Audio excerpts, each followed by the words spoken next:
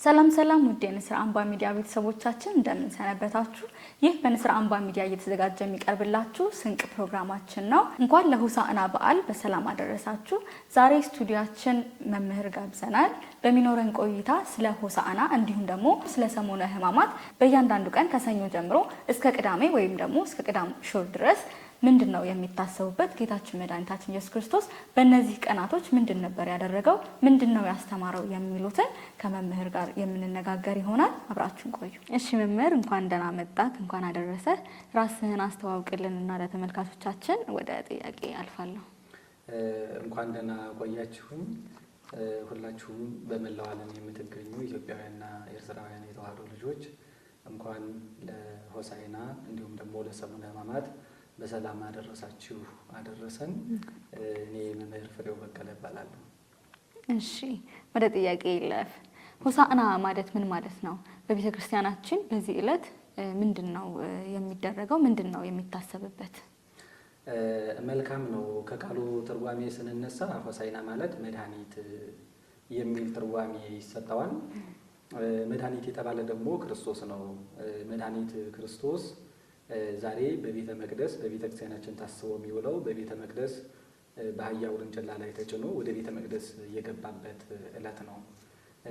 ይህንን ዕለት ሆሳዕና ከጌታችን መድኃኒታችን ኢየሱስ ክርስቶስ የኢትዮጵያ ኦርቶዶክስ ተዋሕዶ ቤተ ክርስቲያን ለጌታችን ለመድኃኒታችን ለኢየሱስ ክርስቶስ 9 አበይት በዓላት ብላ ታከብራቸዋለች። የምታከብራቸው በዓላት አሉ። ከእነዚህ በዓላት መካከል አንደኛው በዓለ ጽንሰቱ ነው። ክርስቶስ የተጸነሰበት የተወለደበት እንዲሁም ደግሞ የተጠመቀበት እና ደግሞ ዛሬ የምናከብረው ሆሳዕና ነው።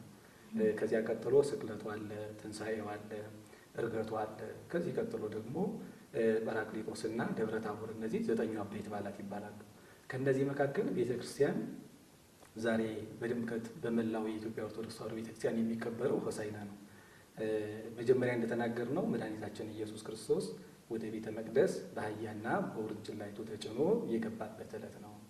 ጌታችን መድኃኒታችን ኢየሱስ ክርስቶስ በአህያይቱ ላይ እና በውርንጭላይቱ ተጭኖ ወደ ቤተ መቅደስ መግባቱ ለምንድን ነበር ያስፈልገው? ይህንን ቃል የምናገኘው ሁለቱ ወንጌላውያን ቅዱስ ማርቆስም ጽፎታል። በቅዱስ ማቴዎስ ወንጌል በስፋት ምዕራፍ 21 ላይ ተጽፏል። እንዲህ ነው የሚላቸው። ክርስቶስ ከደቀ መዛሙርቱ መካከል ሁለቱን በፊታችሁ ወዳለ ሀገር ሄዶ ከዚያም ሄዳችሁ አህያን ከውርንጭላዋ ጋር ታገኛላችሁ፣ ፈታችሁ አምጡልኝ ይላቸዋል። ጌታው ለምን ነው ይህን የምታደርጉት ያላችሁ እንደሆነ በሉ እግዚኦሙ ይፈቅዶ፣ ጌታቸው ይሻቸዋል ብላችሁ ንገሯቸው ብሎ ደቀ መዛሙርቱን ላከ።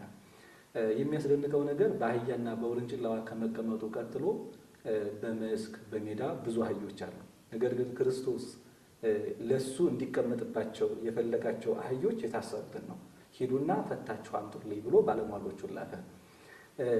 ምሳሌው ዘይሐጽጽ ወይም ደግሞ የጎደለ ምሳሌ ተብሎ ቢነገርም እነዚህ የታሰረች አህያ ከነ ውርንጭላዋ የአዳምና የልጆቹ ምሳሌ ናቸው።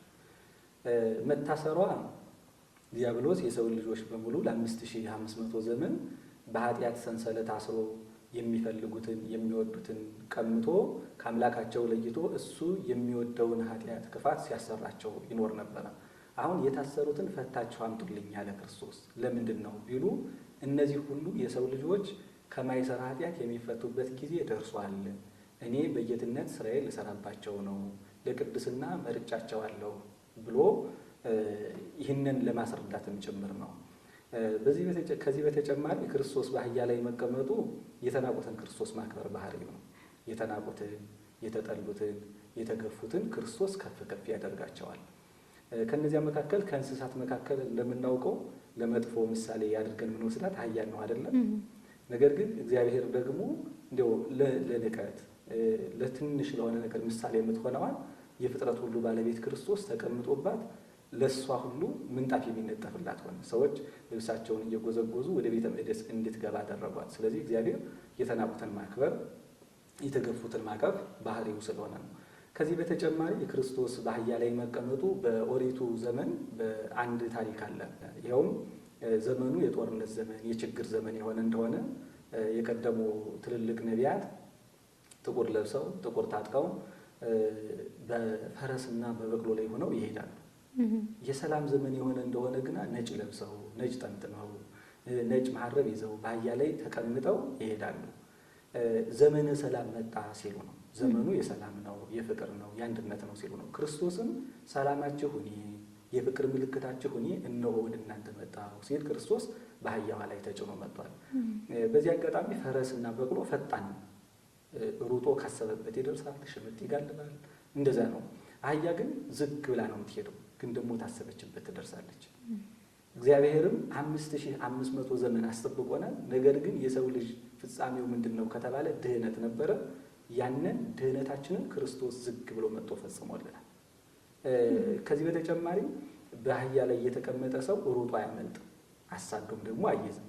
ክርስቶስም በባህሪ ከፈለጋችሁኝ አልታጣም፣ እንደ ካልፈለጋችሁኝ ደግሞ አልገኝም ሲል በአህያዋ ላይ ተቀምጦ ክርስቶስ ወደ ቤተ መቅደስ ገብቷል ማለት ነው። ከዚህ በተጨማሪ በጣም የሚያስደንቀው ነገር አህያ ሁሉም አይኗ እንደሚያይ ታውቂያለሽ? እኔ አላውቅም። ነጩም ጥቁሩም ያያል። እግዚአብሔርም የሚታዩትንም የማይታዩትንም ፍጥረታት አጥርቼ የማይ ከኔ የሚሰወር የሌለ ልብ ያሰበውን ኩላሊት ያመላለሰውን የማውቅ ነኝ ሲል እግዚአብሔር በዚህች እንስሳ ላይ አድሮ ወደ ቤተ መቅደስ ገብቷል። ከብዙ በጥቂቱ ይሄ ነው።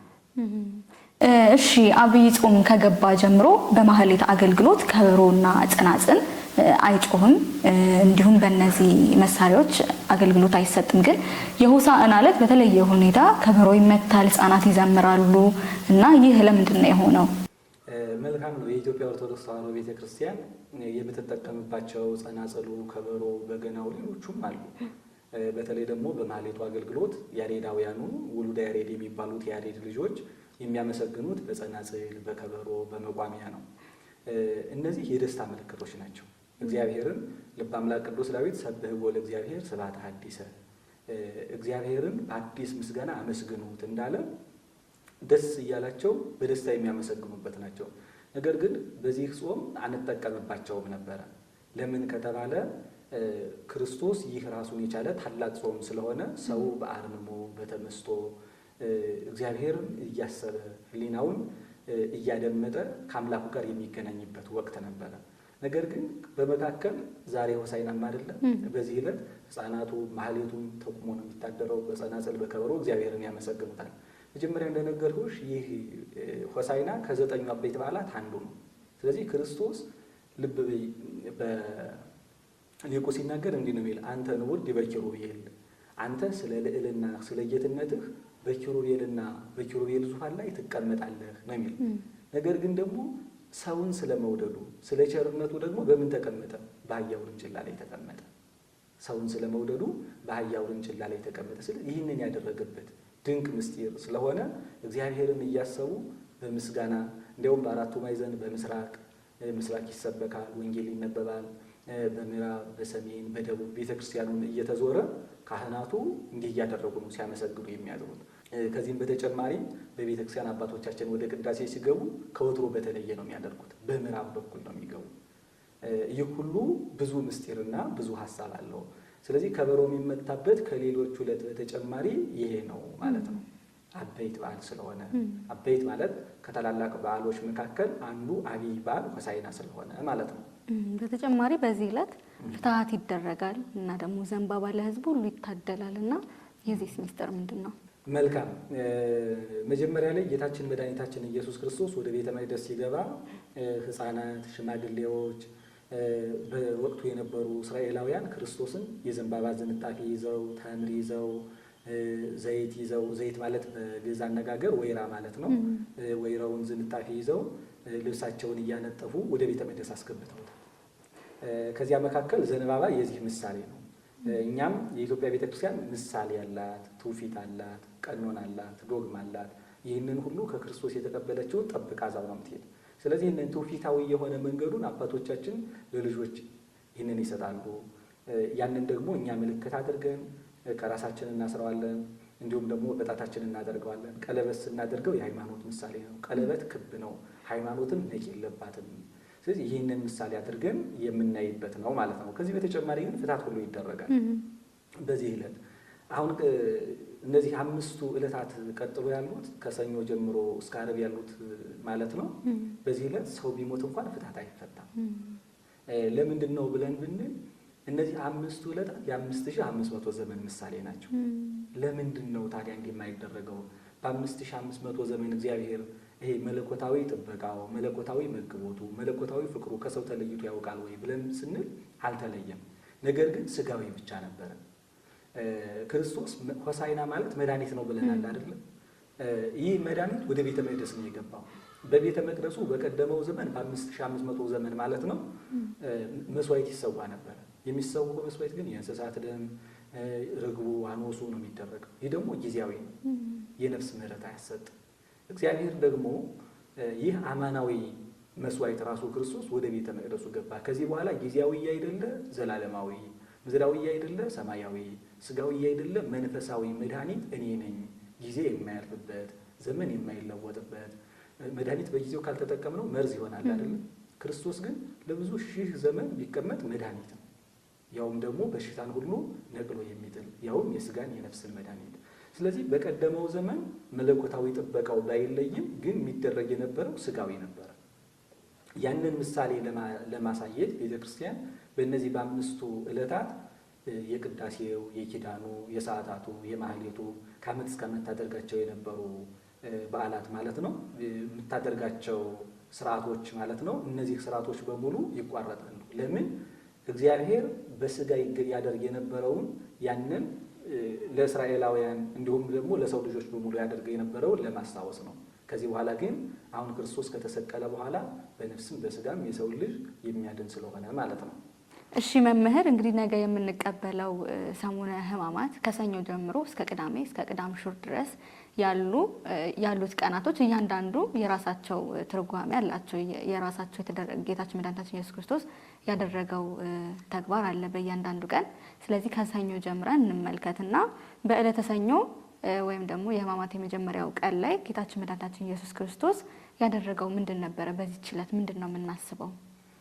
መልካም ነው። ሰሙነ ሕማማት ብለን ስንል አጠቃላይ ክርስቶስ ስለ ሰው ልጆች ብሎ ያደረገውን የኢትዮጵያ ቤተክርስቲያን 5ቱን ቀን ለክርስቶስ ሰጣ።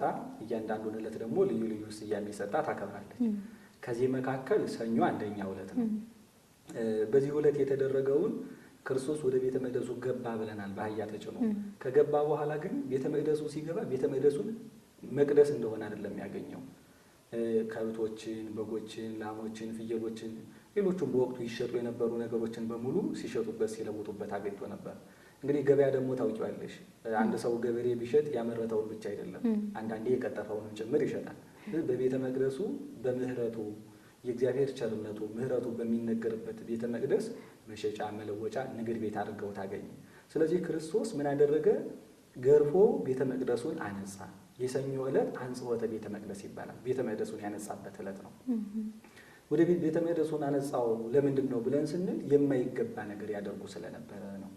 የማይገባ ነገር ለቤተ መቅደሱ የማይመጥን ለእግዚአብሔር ቤት የማይመጥን ስራ ይሰራበት ስለነበረ በቅዱስ ማቴዎስ ወንጌል ምዕራፍ 21 ላይ ቤትየሰ ቤተ ጸሎት ይሰመይ ወአንትሙሰ ረሰይክሙ በበዓተ ፈያት፣ ቤቴ የጸሎት ቤት ይባላል፣ እናንተ ግን የወንበዴዎች ዋሻ የቀማኞች መሸሸጊያ ያደረጋችሁት ብሎ ሲያበቃ እነሱን አውጥቷቸዋል። የሚገርመው ነገር ከዚህ በፊት ክርስቶስን ሎቱ ስብሐት አይምሮውን ስቷል እያሉ ሲሰድቡት ዝም ብሏቸው ነበር። ነገር ግን ቤተ መቅደሱን ግን መሸጫ መለወጫ ሲያደርጉት ግን ጅራፉን አዘጋጅቶ አስወጥቷቸዋል። እግዚአብሔር በቅድስናው ስፍራ የሚቀልድበትን የሚያላግጥበትን እንዲሁም ደግሞ በምህረቱ አደባባይ ሌላ ዓለማዊ ስራ የሚሰራን ሰው አይወድም። ለዚህ ነው እና አንጽሖተ ቤተ መቅደስ ይባላል። አንደኛው አንጽሖተ ቤተ መቅደስ ቅዱስ ጳውሎስ ሲናገር አንትሙ ውእቱ ቤተ መቅደሱ ለእግዚአብሔር፣ እናንተ የእግዚአብሔር ቤተ መቅደስ ናችሁ ይላል። በሌላ ምስጢር ቤተ መቅደስ የተባለ የሰው ሰውነት ነው። ክርስቶስ ወደዚህ ዓለም ሲመጣ ለ5500 ዘመን የሰው ሰውነት ሁሉ ረክሶ ዲያብሎስ ማደሪያ አድርጎ ታገኘ።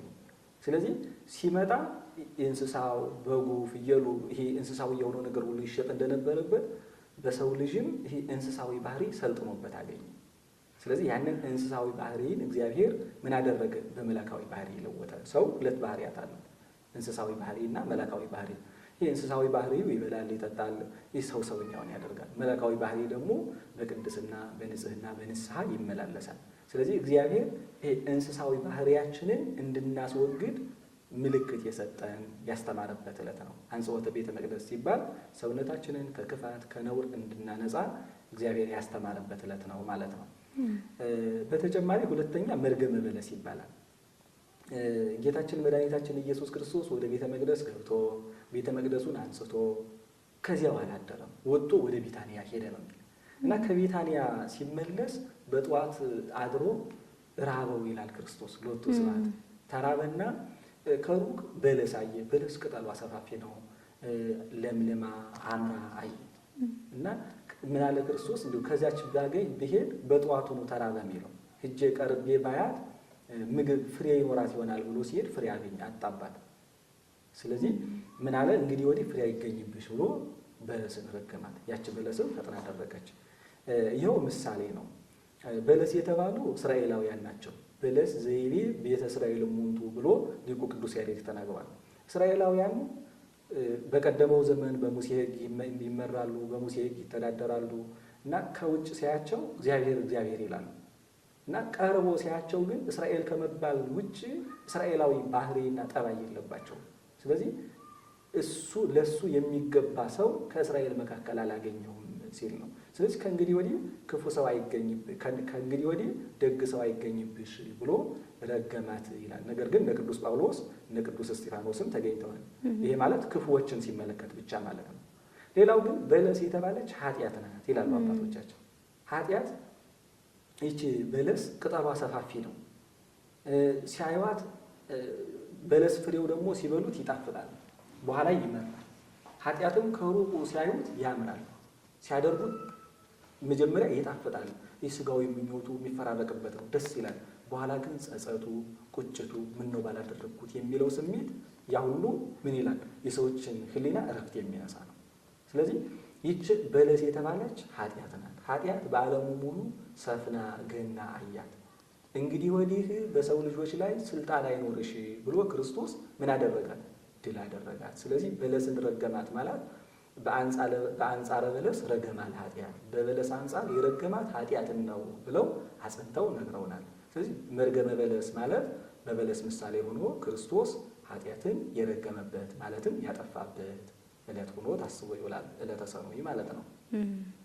እሺ፣ ወደ ቀጣይ ቀን ወይም ደግሞ የሰሙነ ሕማማት ሁለተኛ ቀን ማክሰኞ የጥያቄና መልስ ቀን ተብላ ትጠራለች እና ጌታችን መድኃኒታችን ኢየሱስ ክርስቶስ በዚች ዕለት ወይም ደግሞ ማክሰኞ ምንድን ነበረ ያስተማረው? ምንድን ነበር ያደረገው? ምንድን ነው የምናስብበት እኛስ? መልካም። በዕለተ ሰሉስ ወይም ደግሞ በማክሰኞ ዕለት ጌታችን መድኃኒታችን ኢየሱስ ክርስቶስ የጥያቄና የመልስ ቀን ይባላል። እውነት ነው። በዚህ ዕለት አይሁድ ክርስቶስን ጥያቄ ጠይቀውት ነበረ። ሊቃነ ካህናት፣ ጸሐፍት፣ ፈሪሳውያን ወደ ክርስቶስ መጣው አንድ ጥያቄ ጠየቁት። ይሄ ጥያቄ ምን ነበረ መሰለሽ? ክርስቶስ ወደ ቤተ መቅደስ ገብቶ ቤተ መቅደሱን አንጽቶ ይህንን ሁላ ሲያደርግ እነሱ እንዲሁ ለመሆኑ ይህን የምታደርግ በማን ስልጣን ነው? እስቲ ይህን ንገረን ብለው ጠየቁት። ኋላ ክርስቶስ ጥያቄን በጥያቄ መለሰላቸው። አይ እኔም አንድ ጥያቄ አለኝ፣ እሱንም ልጠይቃችሁ። ይህንን ከመለሳችሁልኝ ይህንን የማደርገው በማን ስልጣን እንደሆነ እነግራችኋለሁ አላቸው። በኋላ እንዲህ አላቸው፣ የዮሐንስ ጥምቀት ከሰማይ ነው ወይስ ከምድር ነው? ከሰው ነው ማለት ነው። ከሰማይ ነው ወይስ ከሰው ነው ብሎ ጠየቃቸው። እነርሱም እርስ በርሳቸው ተተያዩና ምን አሉ? አይ ከሰማይ ነው ብንለው ለምን አላመናችሁበትም ብሎ መልሶ ይከሰናል። ምክንያቱም በዮሐንስ ጥምቀት አላመኑ። ከምድር ነው ብንለው ደግሞ ሕዝቡ ዮሐንስን እንደ ነቢይ ያከብሩት እንደ መምህር ይፈሩታልና ሕዝቡ ይጣላናል ብለው ፈርተው አይ በምን ከየት እንደሆነች አናውቅም ብለው መለሱለት። አሁን ክርስቶስ ምን አላቸው መልሶ? እንግዲያስ እኔም በክፋት አይደለ የመለሱለት፣ እንግዲያስ እኔም ይህንን በማን ስልጣን እንደማደርግ አልነግራቸውም አለና ዘጋባቸው። ነገር ግን ጥያቄን በጥያቄ ከመለሰ በኋላ ክርስቶስ የትምህርት ቀን የሚባለውን ደግሞ ቀጠለ። ከእናንተ መካከል ይላል፣ ከእናንተ መካከል አንድ ሰው 2 ልጆች አሉት።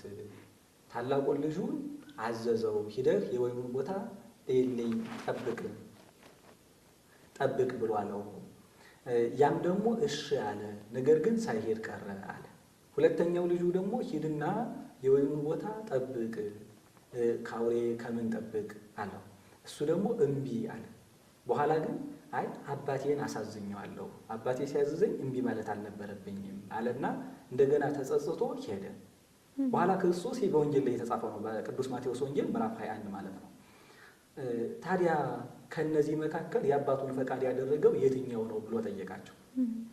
ከዛ እነሱ የመጀመሪያውማ ቀለደበት እንጂ መቼ ፈቃዱን አደረገ እሺ ቢልም፣ ስለዚህ ፈቃዱን የሰራው ታናሹ ልጅ ነው አለ። አሁን ይኸው ምሳሌ ነው።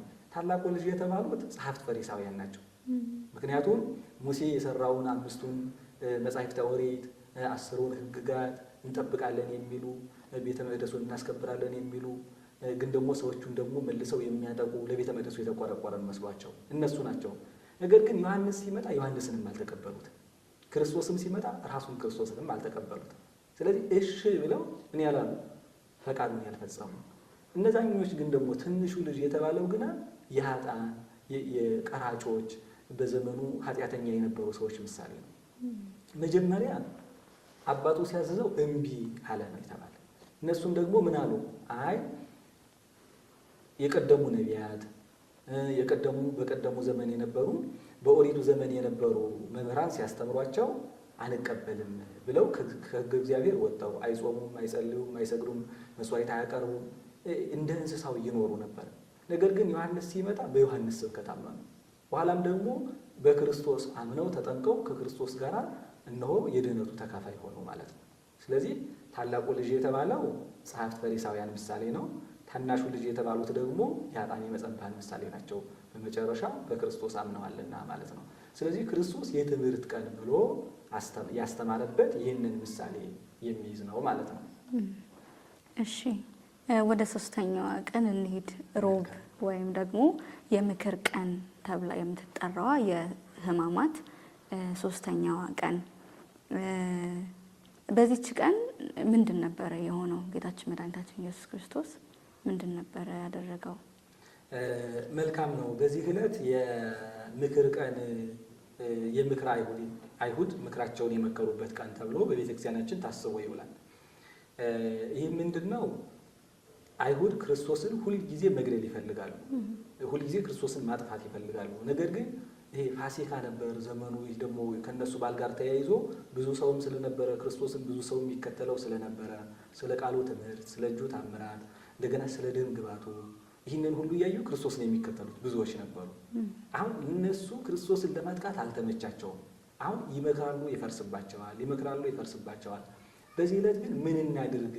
ክርስቶስን ማጥፋት እንፈልጋለን፣ ሰቅለን መግደል እንፈልጋለን፣ ግን ደግሞ ሕዝቡ ይከተሉታል እያሉ ይህንን ሲያወጡ ሲያወርዱ፣ በዚህ ዕለት ሁለተኛ ይቺ ማርያም ኃጢአት የምትባል ሴት አለች።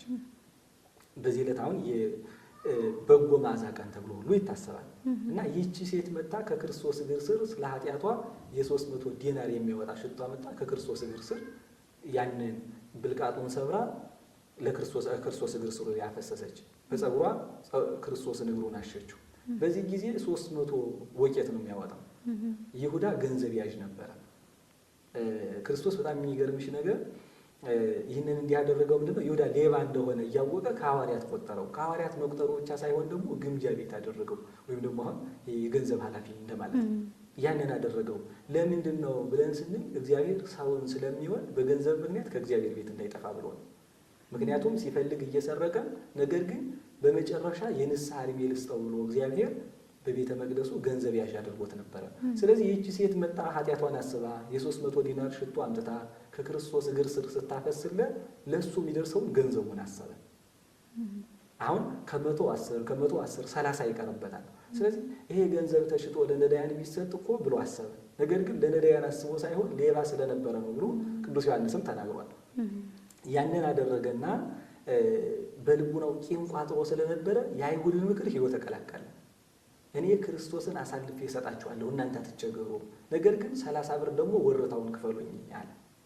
አሁን የምክር አይሁድ ቀን። አሁን የአይሁድ ምክራቸው ጸና ማለት ነው። በዚህ ዕለት እነሱ ሁሌ ይመክራሉ፣ ነገር ግን ይፈርስባቸዋል። በዚህ ዕለት ከሐዋርያት መካከል የሆነው አንዱ ይሁዳ ከክርስቶስ እግር ስር 3 ዓመት ከ3 ወር ቁጭ ብሎ የተማረው ይሁዳ እነሆ ክርስቶስን በ30 ብር አሳልፎ ሊሰጣቸው ከእነሱ ጋር ተማከረ። ምክሩ ጸና። የአይሁድ የምክር ቀን ተባለ።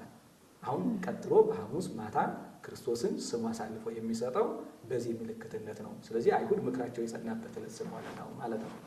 የሕማማት አራተኛ ቀን ወይም ደግሞ ጸሎተ ሐሙስ ብለን እንጠራዋለን።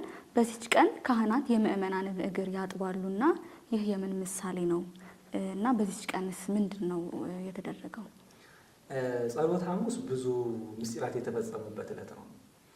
አንደኛው ክርስቶስ ጸሎት የጸለየበት በጌቴሴማኒ አባ ቢቻልስ ይህች ጽዋ ከኔ ትለፍ ብሎ የባህሪ አባቱ እግዚአብሔር አብን የለመነበት፣ አሁን እሱ ለምኖ የሚሰጠው ሆኖ ሳይሆን ነገር ግን ጭንቅ መከራ በገጠማቸው ጊዜ ወደ ሰማይ አባታችሁ ወደ እግዚአብሔር ለምኖ ለማለት አብነት ለመሆን ጸሎት የጸለየበት ነው አንደኛው።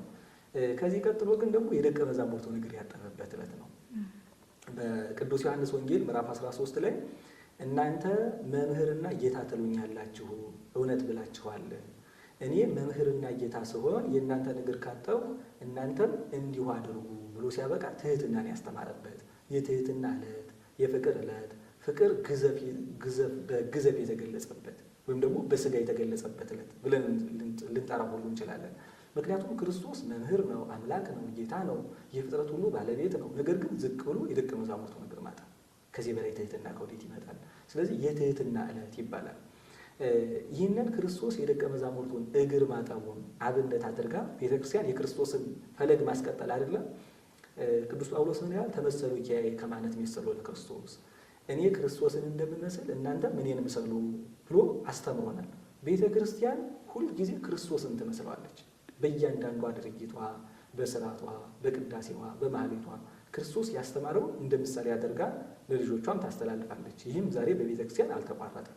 ስለዚህ ክርስቶስን አብነት አድርገው ታላቁ አባታችን የቤተ ክርስቲያኒቱ ርዕሰ ሊቃነ ጳጳሳቱ ጀምረው በየሀገረ ስብከቱ ያሉ ሊቃነ ጳጳሳት እንዲሁም ደግሞ እንዳጥቢያው ደግሞ ካህናት ዝቅ ብለው የምእመናኖችን እግር፣ የሕፃናትን፣ የሴቶችን፣ የወንዶችን እግር ያጥባሉ።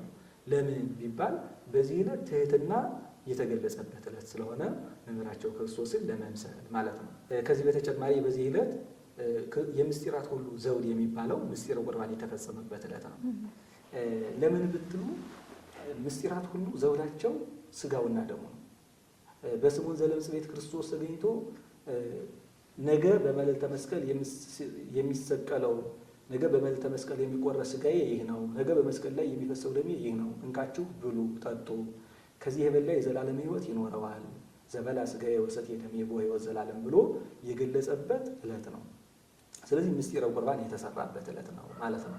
ስለዚህ ሐሙስ ዕለት ስለ ጸሎት ያስተማረበት፣ ትህትናን በተግባር ያሳየበት፣ እንዲሁም ደግሞ ምስጢረ ቁርባንን የፈጸመበት፣ ለደቀ መዛሙርቱ የሰጠበት ዕለት ነው። 13 አድርጎ ቆርሶ 12ቱ ለ12ቱ ሐዋርያት ሰጣቸው። አንደኛውን ደግሞ እሱ ተቀበለው። ለምን ነው እሱ የተቀበለው ብለን ስንል ለእሱ የሚረባው የሚጠቅመው ሆኖ አይደለም፣ ነገር ግን አብነት ለመሆን ነው። ዛሬ በቤተ መቅደሱ የሚያገለግሉ ካህናት ቅዳሴ በሚቀድሱ ጊዜ እነሱ ስጋውን ደሙን ተቀብለው ነው እኛን የሚያቀብሉ። ስለዚህ ለካህናት እሱ ሳያቀብል አቀብሏቸው ቢሆን ኖሮ ዛሬ ካህናት እነሱ ሳያቀብሉ አቀብዬ ልሂድ እንዳይሉ ክርስቶስ አብነት ለመሆን ከ13 ፈትቶ ምስጢረ ቁርባንን ሰራ። አንድም ደግሞ በበነገታው ደግሞ 13ቱን ሕማማተ መስቀል እቀበላለሁ ሲል ክርስቶስ በዚህ ዕለት ይህንን የፈጸመበት ዕለት ነው ማለት ነው። እሺ፣ የሰሙነ ሕማማት 5ኛ ቀን ወይም ደግሞ ዕለተ ዓርብ፣ በዚች ቀን ምንድን ነው የተፈጸመው? ምንድን ነው አስበን የምንውለው? መልካም ነው። ይሄ ዕለት ለቤተ ክርስቲያን ትልቁ ዕለት ነው። ቅድም ብለናል አይደለ? ከ9 አበይት በዓላት መካከል አንደኛው ስቅለት ነው። ክርስቶስ ስለ ሰው ልጅ ብሎ እንደውም ሲናገር ምን ይላል ሊቁ አባታችን አባ ሕርያቆስ? ፍቅር ሰሐቦ ለወልድ ኃያል እመንበሩ አብጽሖ እስከ ለሞት። እንደውም ወደ ኋላ መለስ ብሎ እንዘ ባእል ውእቱ በኩሉ አንደ ይርሶ ሁሉ፣ በሁሉ ዘንድ ባለጸጋ ሲሆን ከሁሉ ይልቅ ራሱን አዋረደ። ምንድን ነው ከሁሉ ይልቅ ራሱን እንዲያዋርድ ያደረገው ትለኝ እንደሆነ ይላል፣ ፍቅር የሰው ልጅ ከዙፋኑ ስቦ ወጥቶ አወረደው። እንዲህስ እንዲሆን ያደረገው ምንድን ነው ካልከኝ ደግሞ አለ እስከ ሞት የሚያደረሰው የሰው ፍቅር ነው አለ። አሁን ክርስቶስ ስለ ሰው ልጅ ፍቅር ብሎ ከሰማይ ሀገሩ ከኪሩቤል ዙፋኑ ወርዶ ወደ እኛ መጣ። እኛን አካላችንን አካል ባህሪያችንን ባህሪ አድርጎ ሰውኛውን ኖረና ድህነት የተጀመረው በማህፀን ነው። በድንግል ማርያም ማህፀን ድህነት ተጀምሯል። አሁን ግን የድህነት ሁሉ ፍጻሜ ነው፣ ተፈጸመ ሁሉ ብሎ የተናገረበትም በዚህ ዕለት ነው። ስለዚህ ክርስቶስ በመስቀል ላይ ሆኖ ራሱ መስዋዕት ተቀባይ፣ ራሱ መስዋዕት አቅራቢ ሆኖ ሰውንና እግዚአብሔርን ያስታረቀበት፣ ሰውን ከራሱ ጋር ከባህሪ አባቱ ከአብ ከባህሪ ሕይወቱ ከመንፈስ ቅዱስ ጋር እርቅ የፈጸመበት ዕለት ነው። ስለዚህ ድህነት የተፈጸመበት ዕለት ይባላል። ክርስቶስ ስራውን ሁሉ የፈጸመው በዕለተ ዓርብ ነው።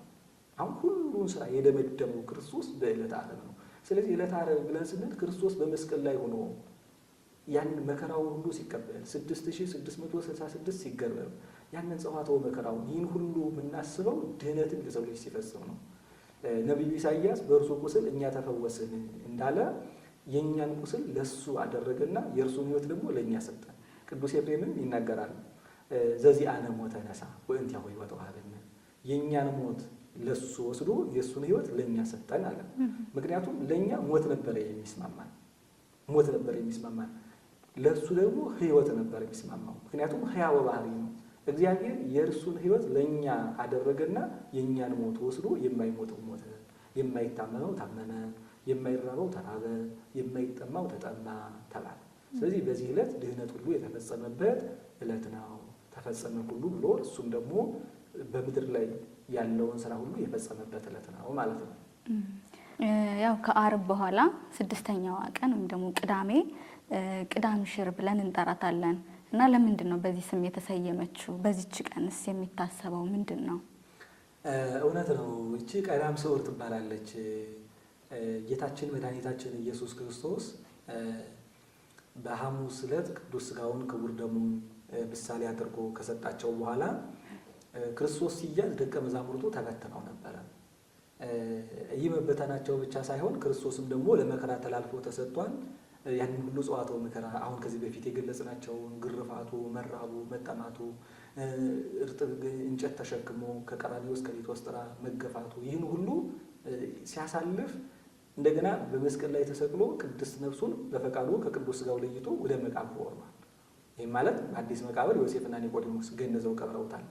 አሁን ደቀ መዛሙርቱ ጌታችን መምህራችን ክርስቶስ ሳይነሳ እነሆ ከምግብና ከውሃ ጋር አንገናኝም ብለው ቀዳሚት አትጾምም ነበረ። እነሱ ግን ጾሟል።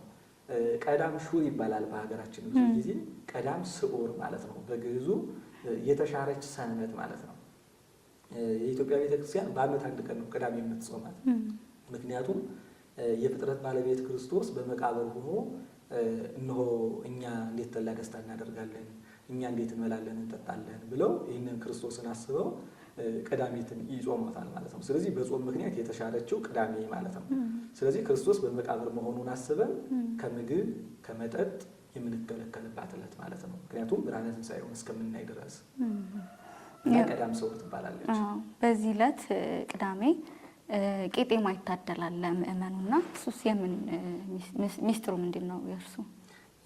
መልካም ነው። ይህንን ታሪክ ስናይ ወደ ኦሪት ዘፍጥረት ምዕራፍ 8 ይወስደናል። ምዕራፍ 8 አካባቢ ይመስለኛል ምናልባት ባልሳሳት። ኖህ የጥፋት ውሃ ከመጣ በኋላ እርሱ መርከብ ስራ ብሎት ነበር እግዚአብሔር። በመርከቡ ሆኖ ያንን የጥፋቱን ውሃ አመለጠና ነገር ግን ደግሞ ውሃው ሲጎድል መጉደልና መሙላቱን ሂደህ እይ ብሎ ቁራን ላከው።